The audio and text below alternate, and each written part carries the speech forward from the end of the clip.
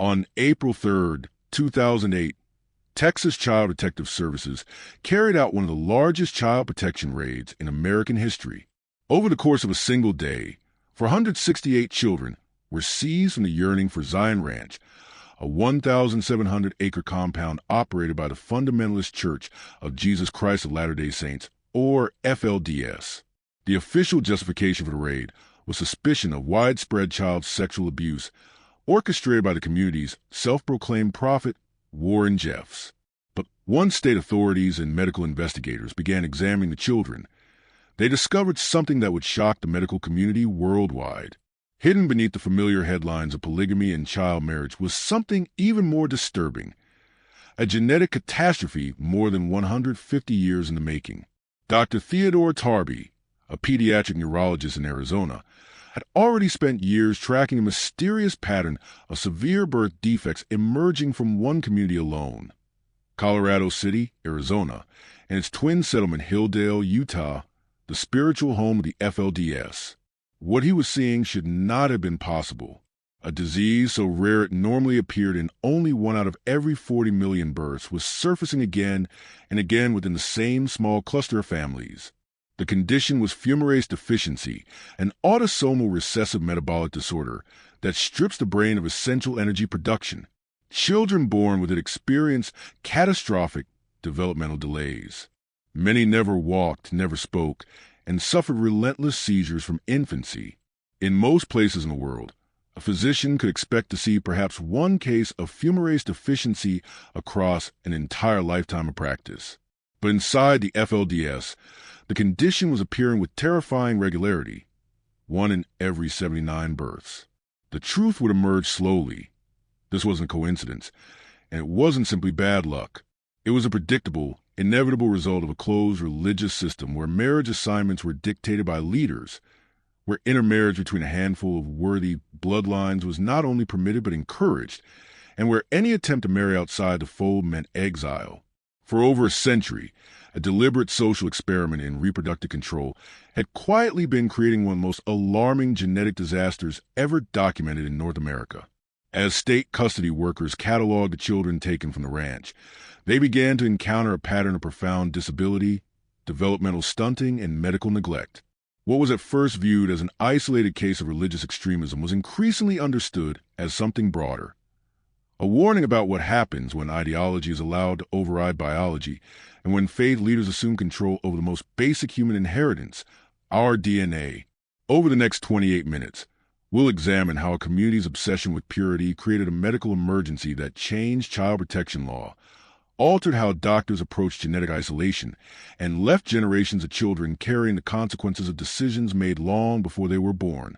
This is a story of the FLDS Polygamist Bloodlines, when religious isolation becomes a genetic disaster. Stay with me until the end, because what happened in Colorado City and El Dorado, Texas reveals how religious authority can literally rewrite human DNA. And before we begin, let me know where you're watching from in the comments. It helps this community grow, and it tells me how far these stories are reaching across the world. The FLDS story cannot be understood without first understanding its geography, its origins, and the men who engineered its closed world. To grasp why a rare genetic disease spread so rapidly, we must begin not in a laboratory but in the desert. On the Utah-Arizona border lies a barren stretch of land known historically as Short Creek. Today it exists as 2 towns, Colorado City in Arizona and Hilldale in Utah, divided only by an invisible state line but bound together by faith. From a distance, the settlement looks like any other rural community. Houses arranged along grid-like streets, wide skies overhead, and the imposing silence of desert mountains in the background. But for generations, Short Creek has been a place apart. Roads in and out were few, controlled by the community. Strangers were viewed with suspicion. Law enforcement entering town were met not with cooperation, but with silence. In its isolation, the FLDS community built not only its own schools and businesses, but its own rules for reproduction. The roots of this story stretch back to the late 19th century. In 1890, under pressure from the United States government, the mainstream Church of Jesus Christ of Latter-day Saints officially renounced the practice of polygamy. For most Mormons, the announcement signaled a shift toward assimilation and survival. But not everyone accepted this doctrinal reversal. A number of splinter groups considered betrayal, claiming that abandoning plural marriage meant abandoning God's eternal covenant. These dissidents became known collectively as Mormon fundamentalists. By 1935, the most organized of these groups had established themselves formally as the Fundamentalist Church of Jesus Christ of Latter-day Saints. 7 years later, in 1942, the community set its roots permanently in Short Creek. Here, far from scrutiny, they pursued what they believed was a restoration of true Mormon practice, absolute devotion to the prophet, unquestioning acceptance of plural marriage, and the belief that salvation could only be achieved through obedience to a divinely appointed patriarch. The first patriarchs of this new order were Joseph Smith Jessup and John Yates Barlow, names that appear again and again across FLDS genealogical charts. Their families, interwoven over generations, became the genetic backbone of the community. Over time, marriages were arranged not randomly but strategically, consolidating spiritual authority and bloodline simultaneously. What began as an act of faith slowly transformed into a control system of genetic concentration. By the mid-20th century, the FLDS was ruled by a single man, the prophet. Every aspect of community life flowed downward from this office: employment, housing, education, and especially marriage. The prophet's word was not advice. It was law.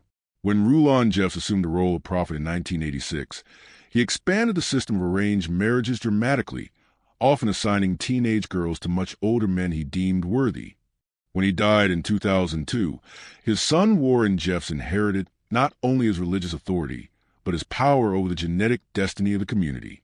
Warren wielded that power with chilling precision, arranging marriages that increasingly bound already related families closer together. Within this framework, marriage outside the faith was unthinkable. Courtship did not exist in the conventional sense. Instead, the prophet dictated unions. To defy him was to risk excommunication, the loss of family, home, and eternal salvation. By the turn of the 21st century, the FLDS had become not simply a religious sect, but a human laboratory in endogamy, the deliberate restriction of marriage to within a closed population. And yet, while this religious experiment continued largely unnoticed by outsiders, a different kind of observer began taking note. In the 1990s, Dr. Theodore Tarby, a pediatric neurologist practicing in Arizona, began seeing patients from Colorado City. They were children whose developmental delays and neurological impairments seemed inexplicable. When genetic testing revealed Fumarase deficiency, Tarby was stunned. The condition was so rare, he had only read about it in medical literature. But within a few years, he had documented multiple cases, all from the same remote community. For Dr. Tarby, the medical anomaly demanded investigation. For the FLDS, however, any attempt to pry into the origins of their bloodlines was viewed as persecution. What unfolded over the next 2 decades was not simply a conflict between science and religion, but between medical necessity and authoritarian control. To understand the scope of the tragedy that followed, one must remember that the FLDS never operated in isolation by accident. Its leaders chose isolation deliberately, erecting walls both physical and spiritual, controlling borders, and severing ties with the outside world. In that silence, in that closed circuit of marriages and births, a genetic time bomb was ticking. This was the stage upon which the discovery would be made: the desert of Arizona, Utah, and Texas, the families of Jessup and Barlow, the prophets Rulon and Warren Jeffs, and a community where faith was absolute and science was forbidden. For the outside world, the first signs of trouble inside the FLDS community didn't appear in courtrooms or news reports. They appeared quietly in hospital examination rooms, where bewildered parents brought their children for medical care. The year was 1990, and Dr. Theodore Tarby, a pediatric neurologist practicing the region, was asked to evaluate a child from Colorado City who was showing profound developmental delays. The child's condition was unusual. He was older than 2 years, yet could not speak, and displayed none of the expected motor coordination for his age. His head circumference was smaller than average. Seizures racked his small body daily, and his muscles remained weak and floppy. Initially, Tarby considered a wide spectrum of potential diagnoses: cerebral palsy, metabolic disorders, mitochondrial diseases. But laboratory analysis revealed something far more specific and far more disturbing: a complete deficiency of fumarase, an enzyme essential for the Krebs cycle, the process by which cells convert nutrients into energy. The diagnosis was fumarase deficiency, a condition so rare that most physicians never encounter a single case across their entire careers. At the time, fewer than a dozen cases had been documented worldwide. The prognosis was grim. Children with the disorder rarely developed beyond infancy, and most died young. For Dr. Tarby, it seemed a tragic but isolated medical event. Except it wasn't. Over the next several years, additional children from the same region presented with nearly identical symptoms. By 1995, 3 more cases of fumarase deficiency had been documented, all originating from families tied to Colorado City. The statistical odds were staggering. What was once considered a 1 in 40 million condition was appearing repeatedly, not across nations or continents, but within the same desert community. The pattern could not be ignored. Tarby began documenting each case meticulously, noting family histories, degrees of relation between parents, and the recurrence of certain surnames: Jessup, Barlow, Jeffs. In each instance, the genetic trail pointed back to the same limited pool of founding families. A phenomenon known as a founder effect was revealing itself in real time. When a population originates from a small number of ancestors, rare genetic mutations carried by those ancestors can become amplified over generations of intermarriage. By the early 2000s, the numbers were beyond dispute. Between 1995 and 2005, at least 15 additional cases of fumarase deficiency were identified in children from the FLDS. The rate was not merely elevated. It was unprecedented. Instead of 1 in 40 million, the disorder was appearing in approximately 1 in every 79 births within the community. Statistically, this represented a rate nearly 40,000 times higher than in the general population. And fumarase deficiency was not the only concern. Other autosomal recessive conditions began to surface at elevated frequencies: microcephaly, developmental delay syndromes, and unexplained seizure disorders. The genetic bottleneck of Short Creek was no longer theoretical. It was visible in the faces and lives of dozens of children. Yet, as the medical evidence mounted, the community's response was not cooperation but resistance. FLDS leadership issued explicit directives warning members against seeking outside medical evaluation. Parents were told that doctors could not be trusted, that medical labels were the enemy of faith, and that to expose one's child to genetic testing was to risk excommunication. Families were instructed to explain away disabilities as the will of God. Some parents complied reluctantly, torn between the suffering of their children and the fear of losing their place in the only world they knew. Others embraced the narrative wholeheartedly, insisting that any attempt to intervene was a test of faith. Children with visible disabilities were hidden from outsiders, rarely seen beyond the walls of the community. In photographs that did emerge, they appeared in wheelchairs pushed by older siblings, eyes unfocused, bodies frail. For those outside the community, their existence was almost invisible. Still, not every case could be concealed. Hospitals occasionally admitted FLDS children in critical condition: uncontrolled seizures, respiratory failure, malnutrition linked to disability. In those moments, doctors caught brief, troubling glimpses of a systemic pattern. It was clear to the medical community that something extraordinary and dangerous was unfolding in Short Creek, but the full scale of the crisis remained largely undocumented, confined by secrecy and silence. Dr. Tarby, however, refused to dismiss what he was witnessing. Quietly, methodically, he began compiling records that would eventually span 2 decades. Each chart, each case study, was another piece of evidence pointing toward a community unraveling genetically under the weight of its own isolation. His work would later become critical in legal proceedings against Warren Jeffs, providing not only medical testimony, but the undeniable proof that what was happening inside the FLDS was not simply religious choice. It was genetic abuse. This discovery phase marked the turning point. What had begun as isolated medical anomalies had crystallized into a broader realization: that the FLDS community was not only endangering children through forced marriages and underage pregnancies, but through a deliberate system of genetic control that created a medical emergency unique in modern American history. By the mid-1990s, the Fumarase deficiency cases in Colorado City could no longer be dismissed as coincidence. What began as a handful of tragic anomalies was revealed to be the visible symptom of something deeper, a century-long social experiment in enforced isolation. To understand how this genetic crisis came to exist, investigators and medical experts needed to trace the history of the FLDS not just through sermons or marriages, but through bloodlines. The story begins in the late 19th century, when federal pressure forced the mainstream Mormon church to abandon plural marriage. For most Latter-day Saints, the decision was pragmatic. Without it, Utah could not join the Union, and the church itself faced dissolution. But for a small band of dissenters, this was seen as betrayal.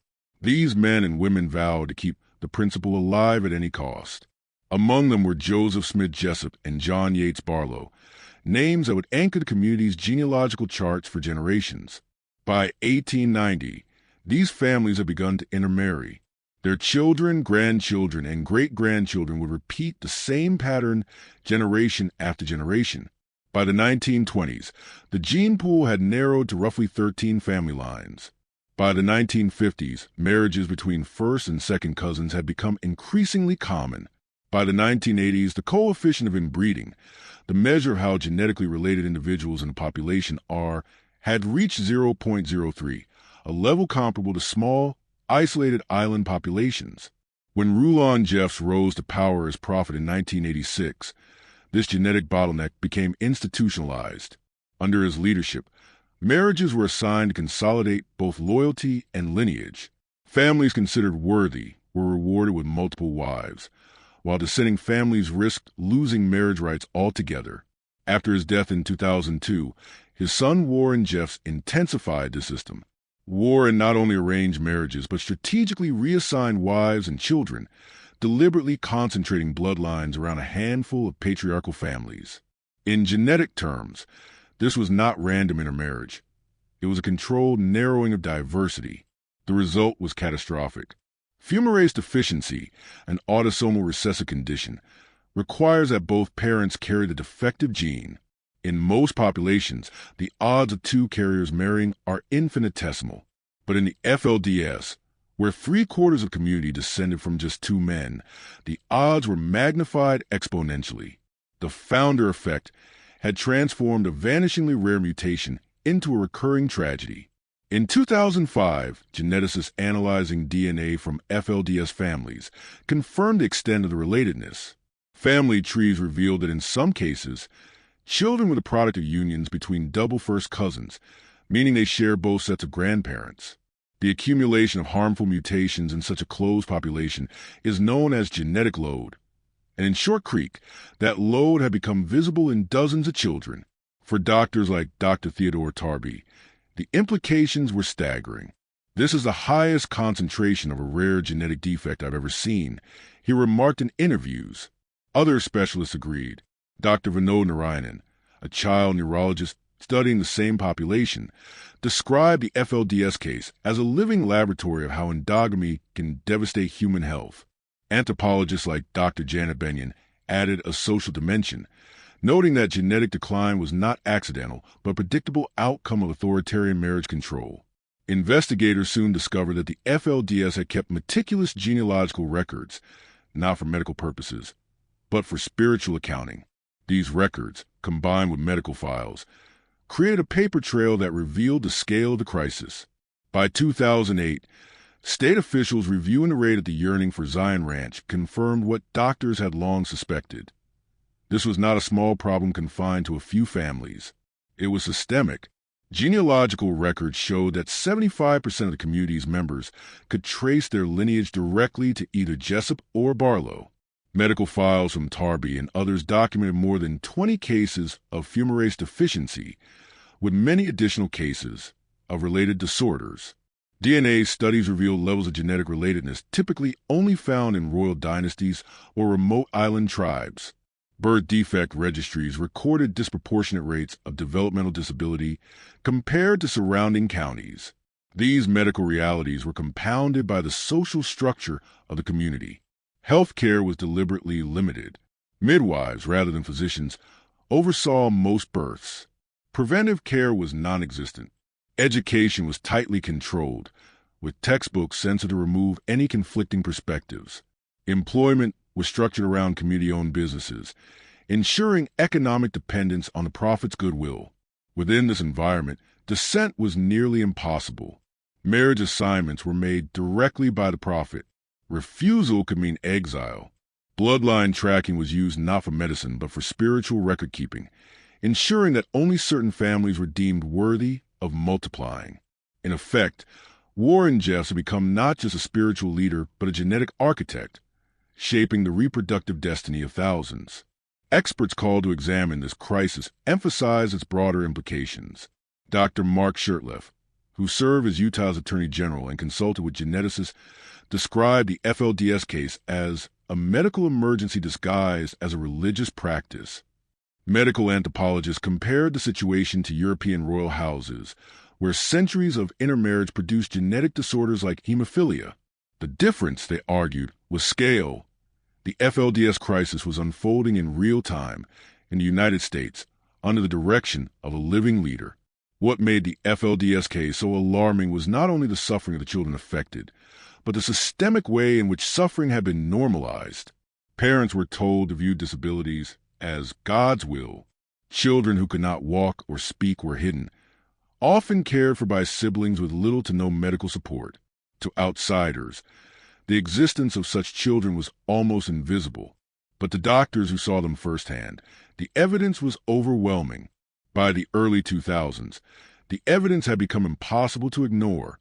The FLDS community was not simply a closed religious sect. It had become, in effect, a human experiment in genetic isolation. And unlike theoretical case studies in medical journals, this experiment was producing real, visible suffering. For investigators, the conclusion was unavoidable. Without intervention, the cycle would continue indefinitely. Each new generation would carry forward the same mutations, the same suffering, the same preventable tragedies.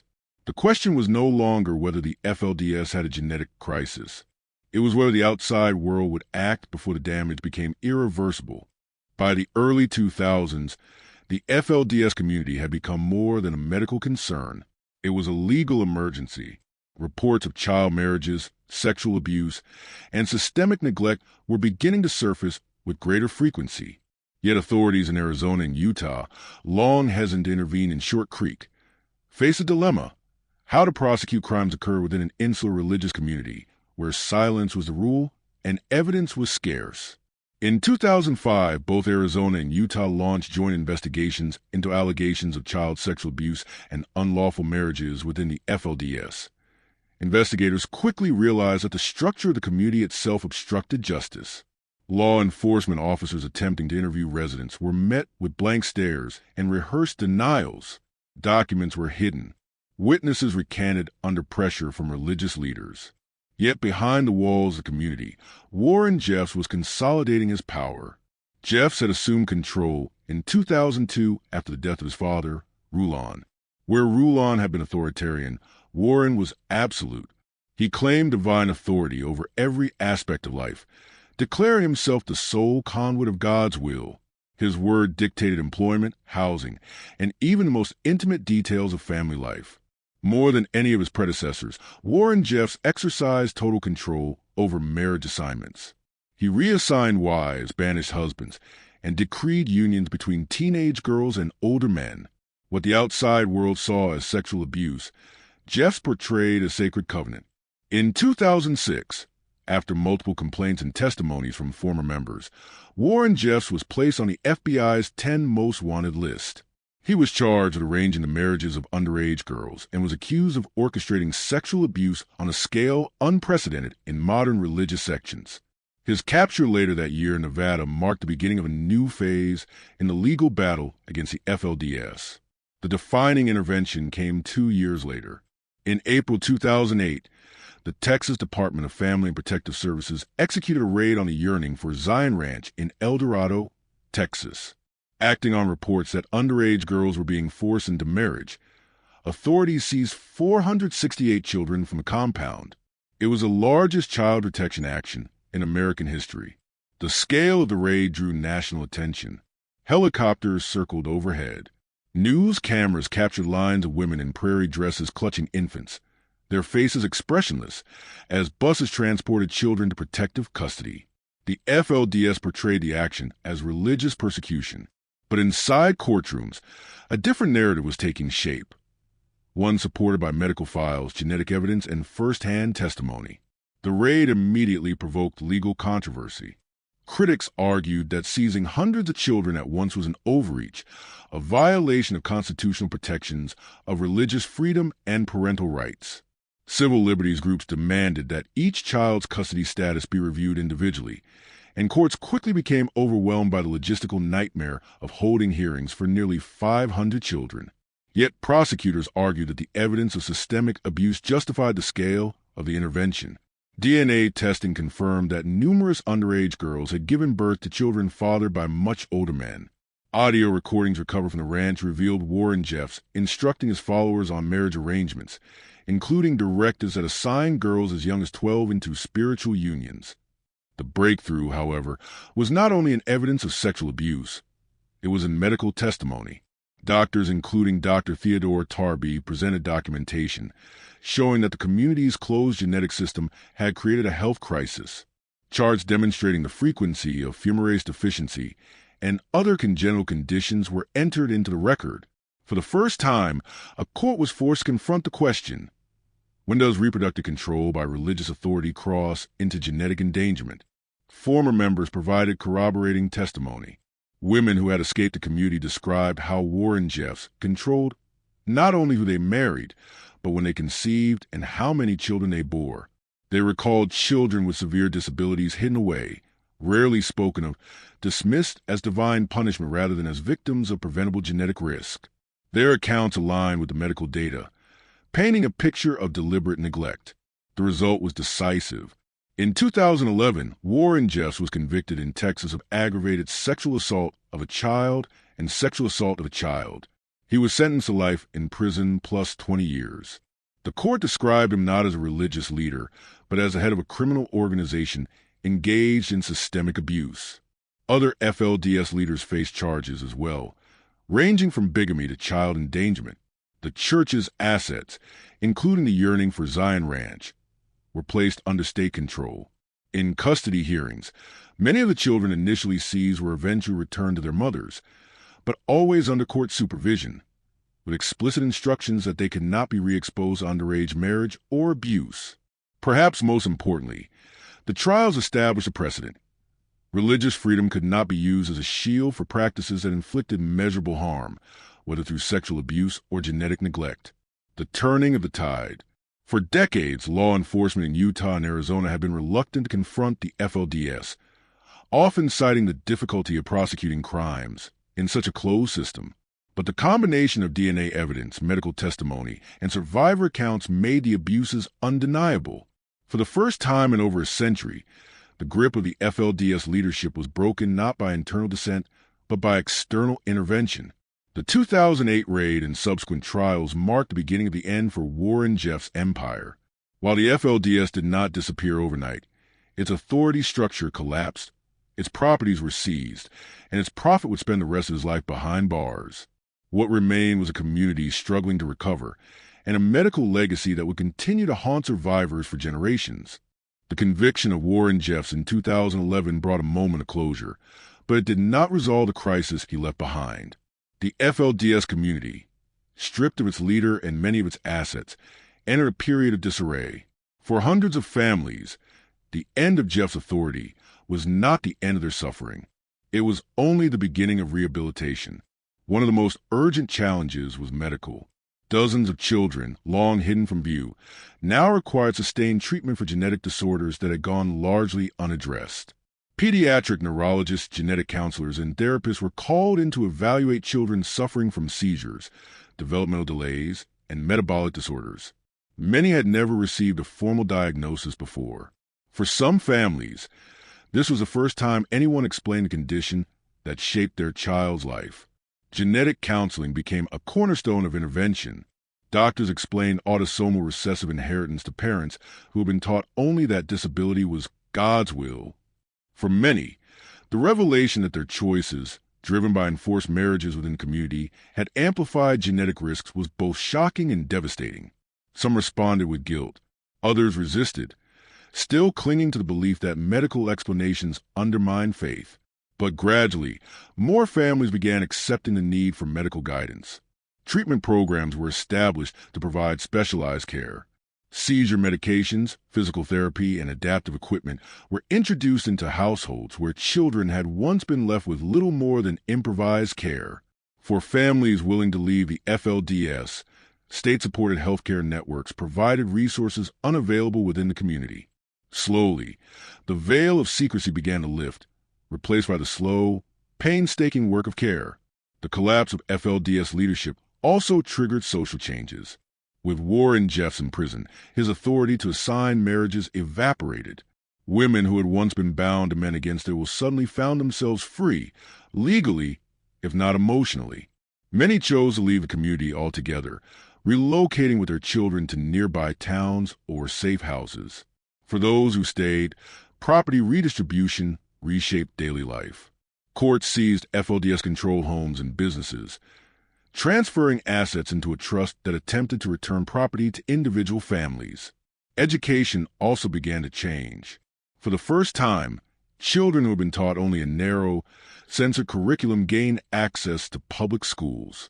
Teachers reported that many FLDS children entered classrooms with limited literacy and virtually no exposure to science. The adjustment was difficult, but it marked a step toward integration. For children living with genetic disabilities, access to special education programs was life-changing. The social fabric of Short Creek frayed. Families once bound by rigid obedience began to fracture as individuals chose divergent paths. Some clung to remnants of the old order, still loyal to Warren Jeffs' recorded sermons. Others embraced independence, building new lives free from religious control.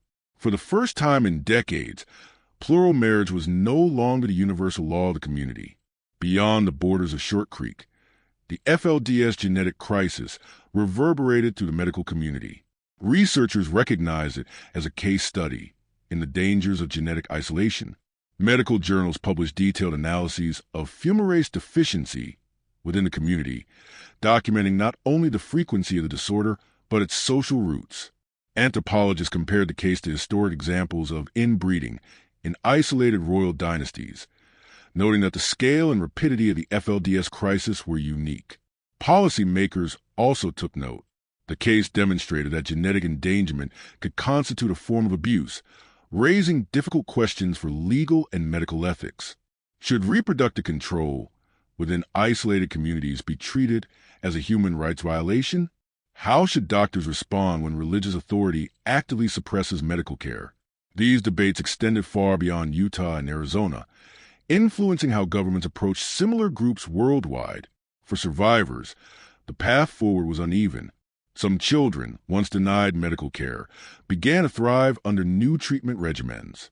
Physical therapy helped a few gain mobility. Medications controlled seizures that had once been constant. Educational programs gave opportunities to children who had been written off as slow. Yet others remained profoundly disabled, their lives shaped irrevocably by the genetic legacy they inherited. Former members, many of them young women who had escaped forced marriages, formed support networks. These groups offer practical help, housing, employment, therapy, as well as emotional solidarity. For many, leaving the FLDS meant not just losing community, but severing ties with parents, siblings, and children left behind. Support groups became lifelines for those rebuilding their identities outside the confines of Short Creek. State oversight remained critical.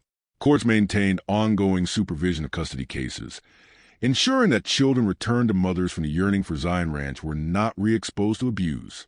Medical monitoring programs tracked children with genetic disorders, establishing care plans that had never before existed.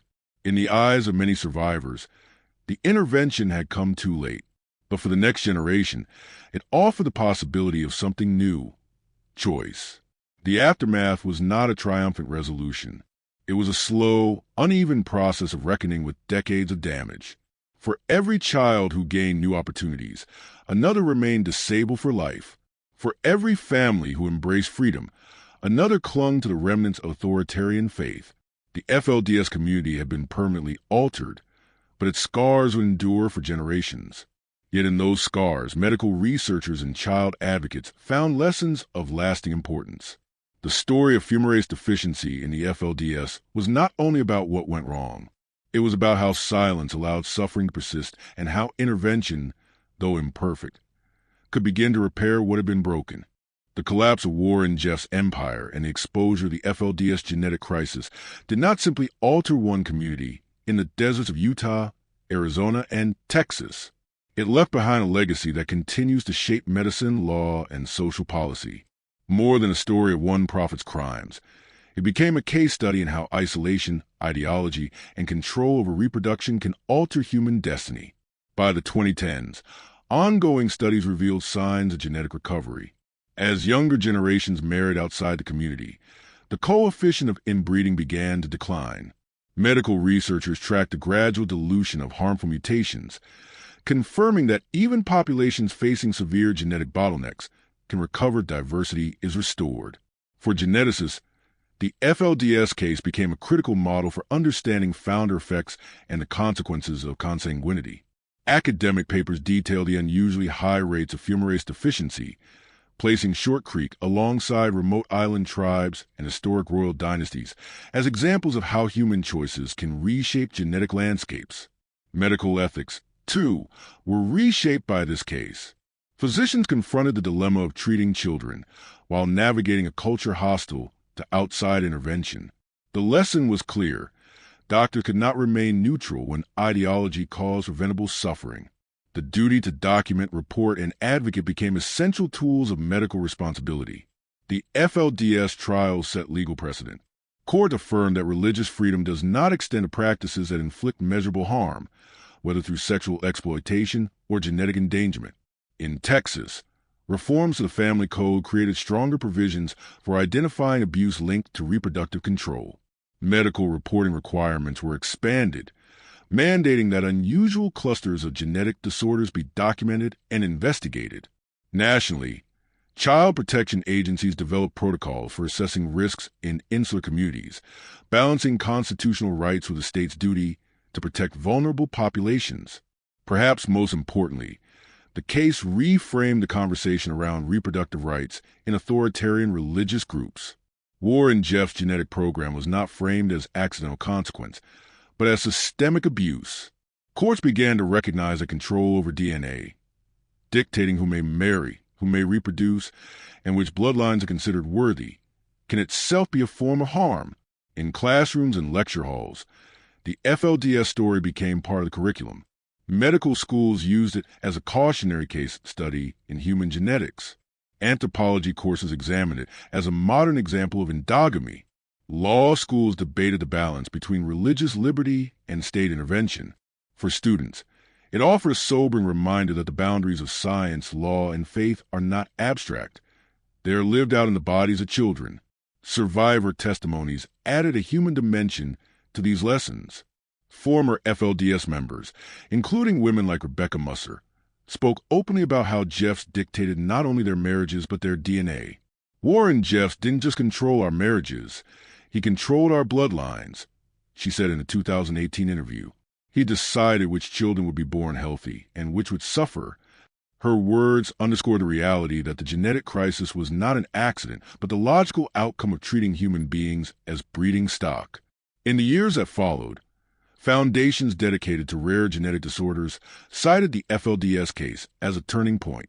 Research initiatives were funded in honor of children who had lived and died with fumarase deficiency. Child protection agencies incorporated lessons from the raid into training programs, ensuring that social workers and investigators could recognize signs of genetic abuse alongside physical abuse. Survivor support networks grew stronger, offering counseling, legal aid, and community for those rebuilding their lives outside the faith. For the children who suffered most, Memorialization became a form of recognition. Their conditions were once hidden, dismissed as divine punishment, but their stories were now part of the public record.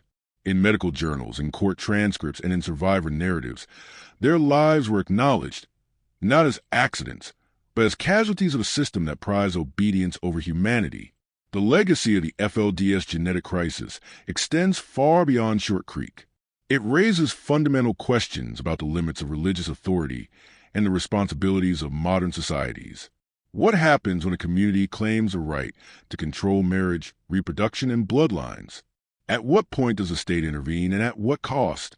These are not abstract debates. They are questions of law, ethics, and human survival. For medical professionals, the lesson is one of vigilance. Genetic isolation, whether born to geography or ideology, carries risks that can devastate entire populations. For policymakers, the lesson is one of courage. Intervention must come before suffering becomes irreversible. And for society as a whole, the story of the FLDS is a reminder that purity, when pursued through isolation, leads not to salvation but to decline. Dr. Theodore Tarby, reflecting in a 2015 interview after decades of documentation. Put it bluntly, the FLDS didn't just practice polygamy, they practiced genetic engineering without understanding the consequences. These children paid the price for their leaders' obsession with bloodline purity. What we learned from Colorado City changed how medicine approaches genetic isolation forever. No religious belief justifies creating genetic suffering in innocent children. His words encapsulate the ultimate lesson of this story. The crisis ended not because religious leaders changed, but because medical professionals refused to remain silent and legal authorities finally intervened.